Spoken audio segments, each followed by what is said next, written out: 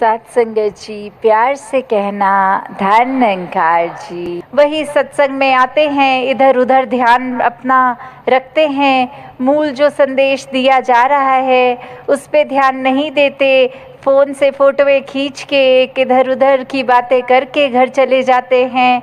या फिर दूसरी कैटेगरी में जहाँ कभी कभी एक वो संदेश सुनाई दिया, उसको ध्यान से सुना, कुछ देर तो उस पे चला, फिर रुक गए। तो सिर्फ सत्संग के दौरान ही हमने एक अपनी अच्छाई नहीं बाहर लानी, सिर्फ आपसी एक सहयोग करते हुए, एक कोएग्जिस्ट करते हुए, सिर्फ सत्संग के दौरान नहीं, आगे के जीवन भर के लिए वो संदेश, वो भाव मन में एक मन को तब्दीली करके रखना है कि यहाँ तो हम आराम से दूसरे को भी पहल दे देंगे, सत्संग में तो हम अपना स्थान छोड़ के दूसरों को भी बैठा देंगे, पर क्या आगे बस में, ट्रेन में भी क्या हम ऐसा करते हैं कि नहीं करते? किस तरह एक वो रूप, फिर वो तीसरा एग्ज़ाम्पल जिसको सिर्फ आवाज़ ही उस चाबुक की सुनती थी तो वो उतने में ही भाग लेता था, कि किस तरह एक आवाज़ जब हम सत्संग में भी सुनते हैं, कुछ भी संदेश जहाँ जो इतने अनमोल जीवन को परिवर्तित करने के हैं, वो क्या हम संदेश सिर्फ अपने कान तक ही रख रहे हैं या जीवन में उतार के औरों के कानों तक भी वो संदेश पहुंचा रहे हैं? अपने कर्मों द्वारा दूसरों तक भी क्या वो संदेश जा रहा है?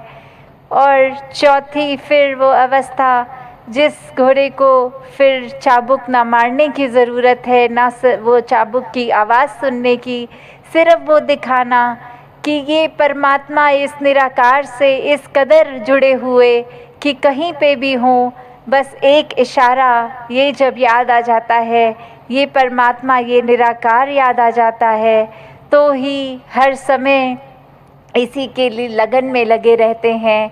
कभी ये परमात्मा भूलता भी है तो कैसे फिर उसी इशारे से खुद को जोड़कर इस निराकार के साथ अपने दिल की तार मिला के इसके रंग में रंग कर अपनी भक्ति को पूरा पूरा दिन इस रूप में कर सकते हैं।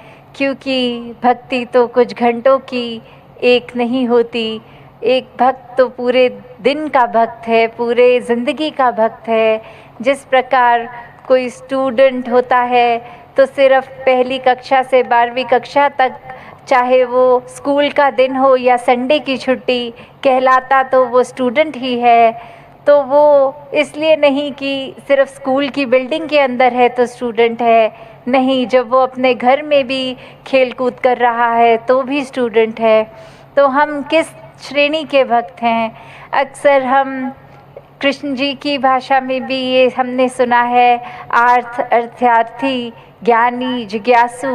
तो जो ज्ञानी संत हैं उनको ही सबसे ऊंची एक श्रेणी दी गई है, और ये कहा गया है कि अर्थ और अर्थार्थी तो सिर्फ एक मटीरियलिस्टिक चीज़ों से ही जुड़े हैं, एक डर से जुड़े हैं कि भक्ति नहीं करेंगे तो ये नहीं प्राप्त होगा, या अपने शरीर, अपने आर्थिक एक सामाजिक रूप में ठीक ज़िंदगी चले इसलिए डर के भक्ति कर रहे हैं।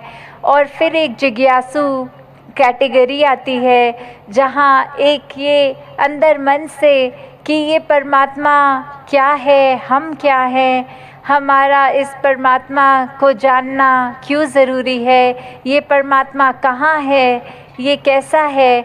जब वो श्रेणी आ जाती है, उसके बाद जब ब्रह्म ज्ञान की प्राप्ति हो जाती है तो वो उत्तम ज्ञानी भक्त, तो दातार कृपा करे हर एक पे कि हर कोई सिर्फ वो उस तरह का ही, हर समय का ही सेवक बना रहे, हर समय का ही भक्त बना रहे, हर समय का ही ब्रह्मज्ञानी बना रहे। कुछ समय अपनी सुविधा अनुसार नहीं, 24 घंटे तो दासी और समय ना लेके तो करते हैं, पर उसके ही रंग में रंगे रहेंगे अगर हर समय, तो ये जो असली दात है, जिस तरह ये जगह का नाम भी हमीरपुर है, तो हम अमीर, तो कैसे एक ब्रह्म ज्ञान की दात जब मिल जाती है तो वो सच्ची अमीरी है। नहीं तो संसारिक ये माया ने तो आज टिकना है, कल नहीं टिकना। आज आध्यात्मिक रूप में हम कितने भी एक अमीर हो जाएंगे तो कल कोई स्थिति ऐसी आ सकती है कि वो धन दौलत हमसे छिन जाए। तो अगर ऐसा दुनियावी रूप है तो उतार चढ़ाव तो हर एक के जीवन में आने ही हैं।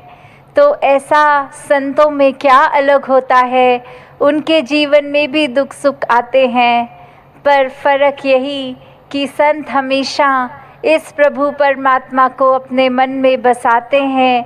तो कुछ समय के लिए नहीं, वो 24 घंटे पूरी ज़िंदगी के लिए परमात्मा दिल में बस जाता है। और जब ये परमात्मा दिल में होता है तो एक जीवन में कुछ भी घटता है, मन इस परमात्मा पे जो हमेशा एक स्थिर है, परमात्मा अपने स्थान से हिलता नहीं है। बाकी दुनिया की कोई भी चीज़ देख लें, पूरे ब्रह्मांड की, वो हिलता ही रहती हैं सब।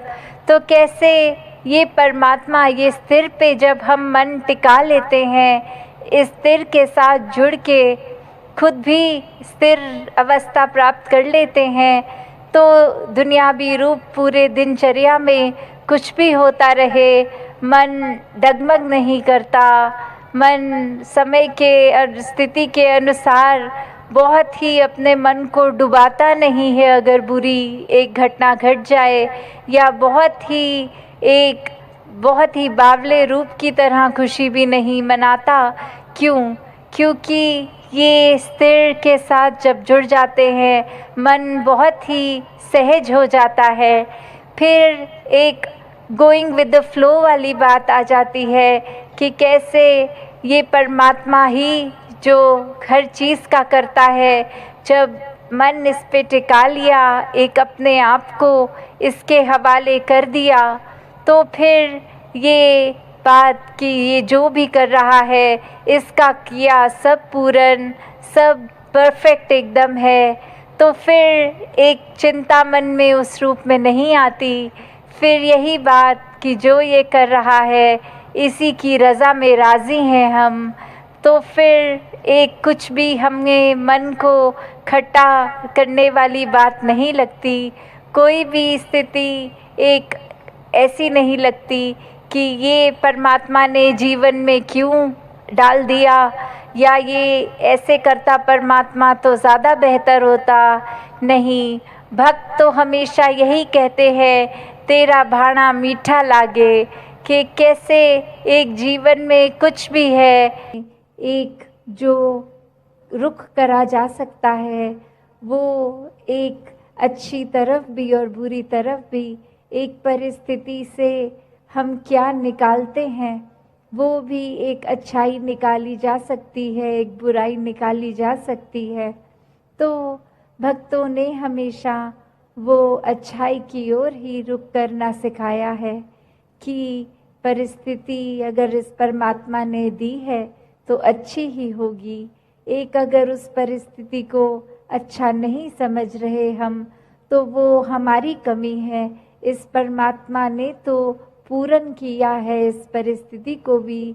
जब इस परमात्मा ने हमको जो कुछ दिया, वो परमात्मा का जो दान है, तो ये परमात्मा जहाँ पूरा है, तो परमात्मा की दी हुई हर परिस्थिति भी पूर्ण है। फ़र्क सिर्फ हमारे नज़रिए का होता है कि उसको हम किस तरह देख रहे हैं, उस परिस्थिति में से हम निचोड़ क्या निकाल रहे हैं, उससे सिखलाई क्या निकाल रहे हैं। क्या हम सिर्फ हमारे अनुसार कुछ नहीं हुआ तो उसके वजह से इस परमात्मा को ही कोस रहे हैं, या ये भी मान रहे हैं कि ये ही हमारे लिए बेस्ट है और कैसे इसमें वरदान छुपा हुआ है। तो एक ये नज़रिया भक्तों ने हमेशा से जो जिया कि आध्यात्मिक पहलू अपना हर किसी ने जहाँ एक बहुत ही उस नज़रिए का बनाना है कि जीवन में ये शरीर मिला है, ये मटीरियलिस्टिक वस्तुएं मिली हैं, घर बार रिश्तेदारी बहुत कुछ मिला है, तो क्या इसी में पूरा समय रहकर इस परमात्मा के लिए समय नहीं निकालना, या फिर एक चुनाव अपना है कि इस परमात्मा के प्यार के रंग में ऐसे रंगे जाएं कि कोई दुनियावी रंग फिर छू नहीं सकता। ये पक्के का रंग, ये एक हर समय रहने वाला रंग, और इस रंग को जिसने भी अपने ऊपर लगाया वो हमेशा के लिए आनंदित हो गए। एक जीवन हर समय के लिए झूम झूम के जिया गया।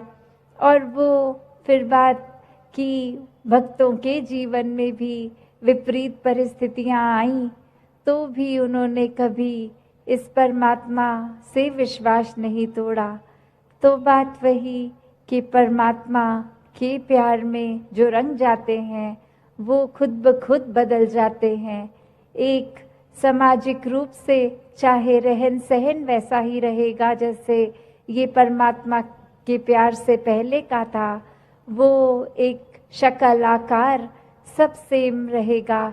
सिर्फ और सिर्फ जो बदला जाएगा वो मन के भाव बदलते हैं।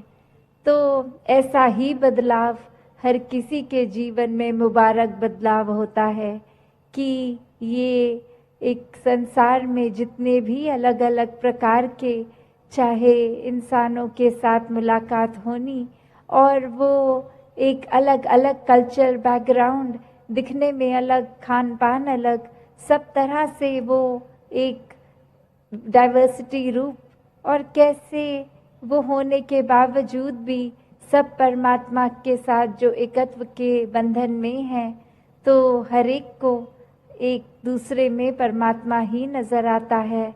और कैसे फिर एक ये एकत्व ही दिल पे हर समय का, और उससे फिर कोई किसी में फ़र्क नहीं दिखता, कोई ऊंच नीच जाति पाति प्रांति कुछ भी फ़र्क नहीं, सब अपने हैं, सब ही पूजनीय हैं। तो कैसे ये परमात्मा का वास तो पूरी सृष्टि के कण कण में है, और वहीं जो हर किसी में भी, और यही परमात्मा को देखना ब्रह्म ज्ञान है कि इस परमात्मा को जब हर समय के लिए ये दिखाई देगा कि हर जगह ही मौजूद है, तो फिर एक जहाँ अपनी भी चेतनता जाग उठेगी।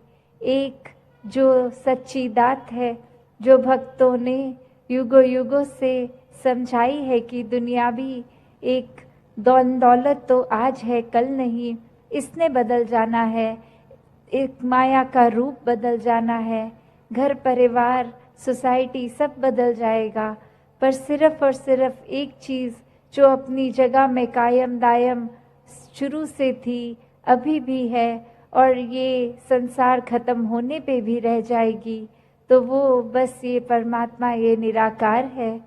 तो इस निराकार को पहचान के जीवन में जहाँ फिर वो समझ भी आ जाती है कि जो कुछ इस निराकार ने दिया है उसका सदुपयोग ही करना है, किसी के नुकसान का कारण अपने आप को या किसी वस्तु को नहीं बनाना, जिसे संभव नहीं हो पाता। तो कैसे अपने जीवन में जहाँ हर कोई ताउम्र छात्र रूप भी बना रहे, एक वो सीखना तो है, पर क्या सीखना है उस पे गौर करें। क्योंकि पूरा दिन अगर हम देखें तो ये आँखें भी, ये कान भी, ये ज़बान भी, ये बुद्धि से भी, हर तरह के ये जो हमें इनपुट्स मिल रहे हैं, तो क्या हर एक चीज़ सीख लेना समझदारी है? एक भलाई उसमें है क्या? नहीं। एक फ़िल्टर की जो बात होती है कि क्या चीज़ देखकर भी अनदेखी करनी है, क्या चीज़ों को अपनाना है, किसको छोड़ना है, वो चेतनता की बात है। और ये चेतनता ब्रह्म ज्ञान से जहाँ एक आत्महत्या के जीवन में, एक ये स्पिरिचुअल लाइफ में, तो हर समय ये बहुत ही अच्छा माध्यम, ये टूल। पर एक और बात भी देखी जाए कि अगर हम कोई दुनियावी, कोई मटीरियलिस्टिक अपनी रिस्पॉन्सिबिलिटी, कोई काम काज भी कर रहे हैं, कुछ भी कर रहे हैं, तो उसमें भी चेतनता होनी बहुत ज़रूरी होती है। चाहे वो अक्सर छोटा सा एग्जाम्पल ड्राइविंग का भी, कि सड़क पे होते हैं तो अक्सर वही पंक्ति बार बार नज़रों के आगे आती है कि सावधानी हटी दुर्घटना घटी। तो ये हर समय चेतनता की बात है कि कहाँ पे हैं हम इस समय, वो एक एक पल का हमें होश, वो खबर, उस पल में ही रहें। वरना तो सोच एक सेकंड लगता है इधर उधर भागने में, ध्यान भटकने में। तो कैसे जहाँ उपस्थित है शरीर, वहाँ मन को भी उपस्थित रखना है, और ये चेतनता हर समय की जीवन में हो। तो फिर बात वहीं आती है जहाँ से हर बात की ही शुरुआत है। ये परमात्मा, ये निराकार, ये जो बेरंगा है, इसके एहसास में हर समय रहना एक पॉसिबल है। एक हर एक पल इसी के एहसास में जीना संभव है। और ये कोई बहुत कल्पना की कोई किताबी बातें नहीं हैं। हर कार्य करते हुए इसके ही एहसास में अगर रहा जाए तो ये परमात्मा हमारे जीवन में और गहराई से उतरता है। कैसे फिर जहाँ बात अभी जिक्र भी अहंकार का हुआ, कि कैसे फिर मन हमारा अक्सर इतना ज़्यादा, किसी ने थोड़ी तारीफ क्या कर दी, वो ही बात में इतना अपने आप को श्रेष्ठ मानते हुए एक ऐसी विचारधारा के अंतर्गत रोज़ जीना उठना खाना बैठना शुरू, कि अब हमसे श्रेष्ठ तो कोई नहीं। हर एक जीवन में हमने सोसाइटी में कुछ मान सम्मान पा भी लिया, तो वो मान सम्मान एक किसी तरह की अपनी ही अहंकार का कारण बने नहीं।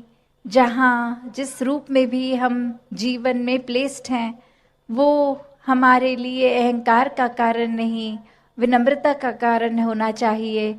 कि अगर कोई जिम्मेवारी किसी रूप में है, चाहे वो घर के ही छोटे यूनिट में जिस तरह का भी, या समाज में या कोई भी, तो वो एक हमें अपॉर्चुनिटी मिल रही है, मौका मिल रहा है और सेवा करने का, अंदर से अपने पात्र को और खाली करने का।